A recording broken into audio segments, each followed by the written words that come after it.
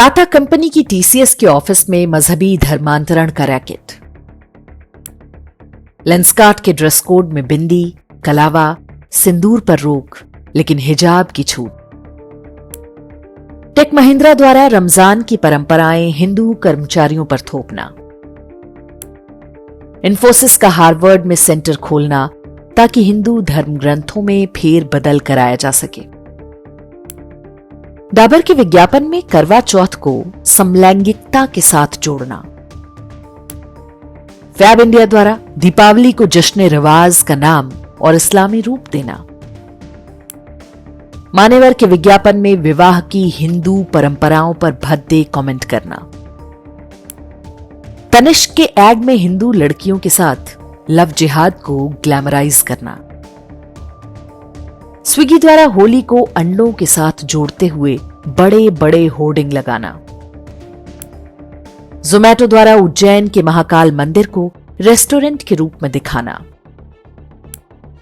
Surf Excel के विज्ञापन में होली को नीचा दिखाने के लिए नमाज का महिमा मंडन। भारत मैट्रिमनी के विज्ञापन में दिखाना कि होली पर हिंदू अपनी पत्नियों को पीटते हैं। ईद और क्रिसमस को प्यार का त्योहार बताना। सीएट टायर्स द्वारा आमिर खान जैसे कट्टरपंथी के साथ दिवाली के विरोध में विज्ञापन। हिंदुस्तान यूनिलीवर की रेड लेबल चाय के विज्ञापन में गणेश चतुर्थी के बहाने हिंदुओं को कट्टरपंथी और मुसलमानों को उदार और बड़े दिलवाला दिखाना। रेड लेबल चाय द्वारा ही दिखाना कि हिंदू अपने परिवार के बुजुर्गों को कुंभ मेले में ले जाकर छोड़ देते हैं। लक्स कोजी के विज्ञापनों में साड़ी बिंदी लगाए हिंदू महिलाओं का अश्लील चित्रण। प्लश फॉर हर नाम की कंपनी के विज्ञापन में हिंदू देवी को हाथों में गर्भ निरोधक कैप्सूल के साथ दिखाना। एचडीएफसी बैंक द्वारा सुहाग की निशानी बिंदी को प्रतिबंध की निशानी की तरह दिखाना। अमेज़न पर हिंदू देवी देवताओं के चित्र वाले डोरमैट बेचना।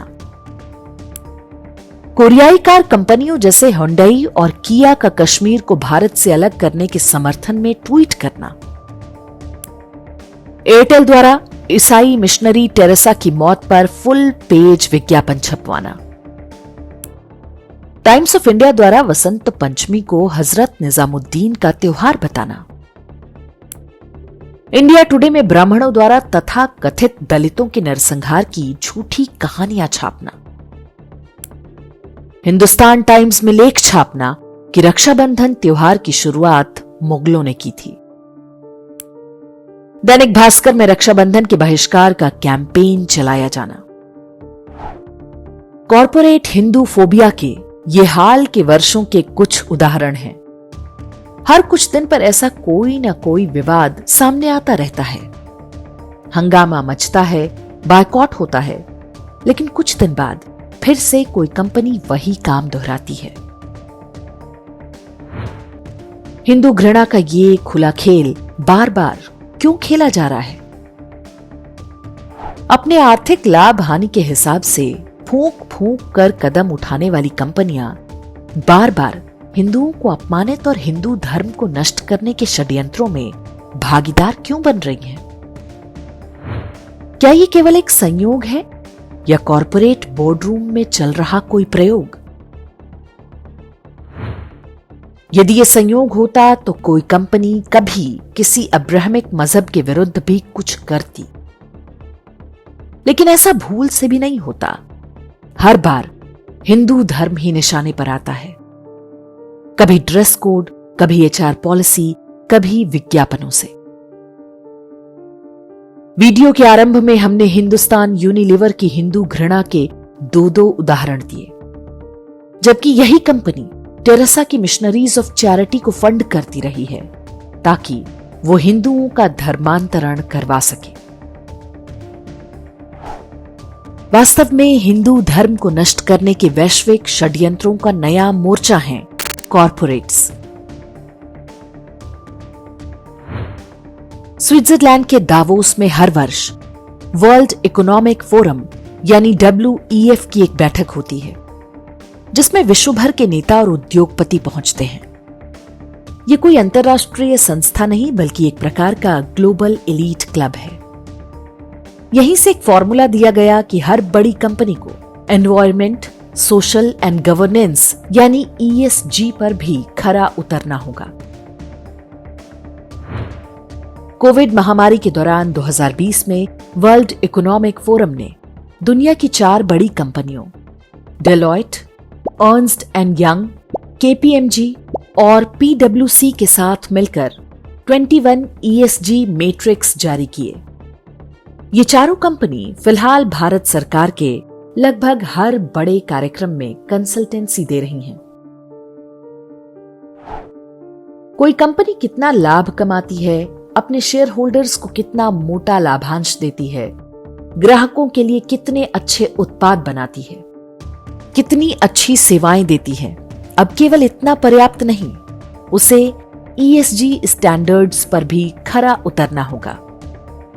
किसी कंपनी की ESG रेटिंग कम है तो उसे लोन मिलना कठिन हो जाएगा। अन्य कंपनियां उसके साथ व्यापार नहीं करेंगी, नए बाजारों में उसकी पहुंच नहीं होने दी जाएगी। ESG रेटिंग सुधारने के लिए विश्व भर की कंपनियों को एक विशेष पॉलिटिकल आइडियोलॉजी मानने को विवश कर दिया गया। विदेशों में ESG का फॉर्मूला अलग तरीके से लागू होता है, लेकिन भारत में इसके निशाने पर सीधे तौर पर हिंदू धर्म है। इसके लिए वे अब्राहमिक मजहबों के साथ गठजोड़ बनाकर काम करते हैं। भारत का एलीट क्लास जो अंग्रेजी में बात करता और सोचता है, अमेरिकी विश्वविद्यालयों में पढ़ता है, उन्होंने बड़े ही आराम से इस हिंदू विरोधी फॉर्मूले को स्वीकार कर लिया। इसके अंतर्गत कहा गया कि भारत में रिलीजियस फ्रीडम कम है, कंपनियां रिलीजियस डाइवर्सिटी अपनाएं यानी ईसाई और इस्लाम मजहब को प्रोत्साहन दें। रिलीजियस डाइवर्सिटी इक्विटी इंडेक्स यानी REDI बनाया गया। हर कंपनी को दिखाना होगा कि वो अल्पसंख्यकों को उनके धार्मिक रीति रिवाजों और पहनावे के समेत स्वीकार करती है। हर कंपनी को अपने यहां नमाज पढ़ने के लिए अलग रूम देना होगा।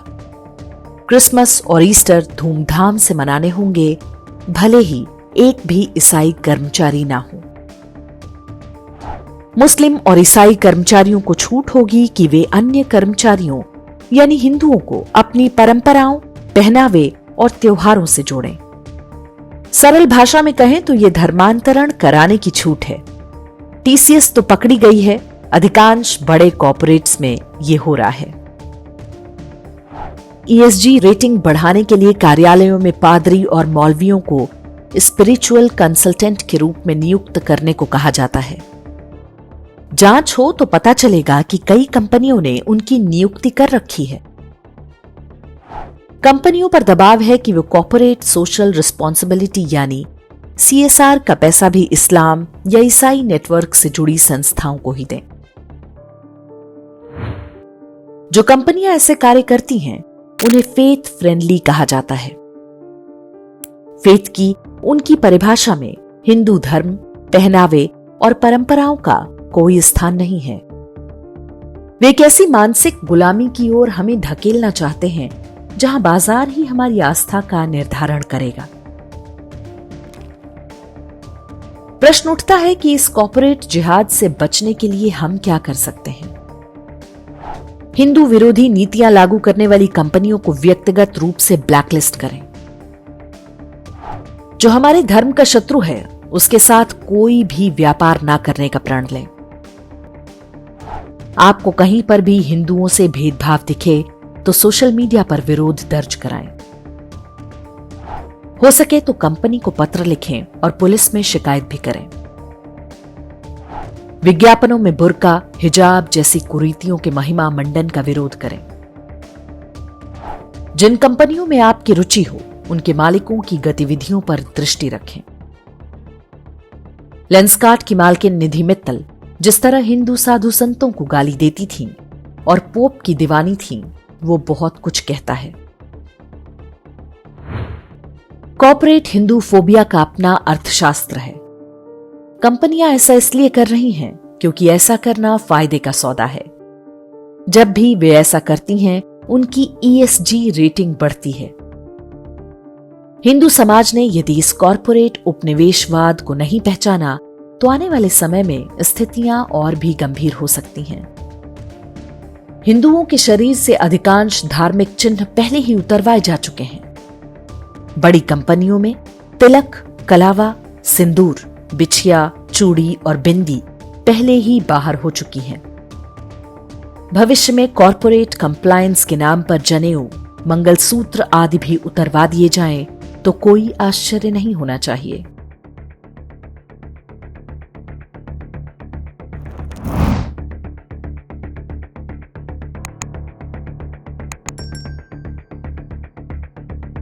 इंडेक्स ऑनलाइन के वीडियो समाज को समर्पित हैं। आप इनको डाउनलोड करके जैसे चाहे वैसे प्रयोग कर सकते हैं।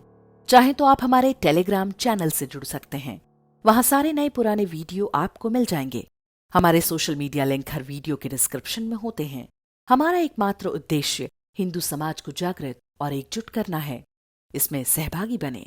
धन्यवाद।